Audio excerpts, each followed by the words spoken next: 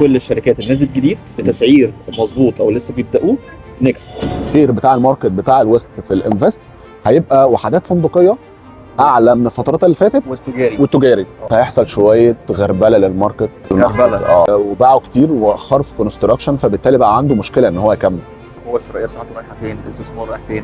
هل فعلا اند يوزر هيكسب السنه دي عن الاستثمار؟ الريسيل هيبقى قوي للاند يوزر في حاله لو عقود فيما قبل 2023.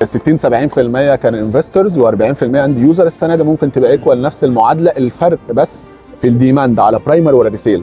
هو معايا خلاص الاماونت بتاع الوحده الريسيل هياخد الريسيل على طول خاطر يستلم على طول. اللي بقى داخل الاولاد واللي بيشتري حاجه للمستقبل بيشتري حاجه في البرايمر. اللي هياخد تاون هاوس ثمنه 15 مليون على 10 سنين بيجي يقول له انا هاخده ب 7 مليون وادفع منهم 60-70%، دي ياخده ب 16. ايوه ده اند يوزر. البايب لاين بتاعت شهر واحد دي قديمه بتاعت 25. بالضبط. السوق ورجعت الاسعار شايفها ان هي رايحه للسكه كويسه ان شاء الله. السوق العميل المحلي هيبقى ليه دور.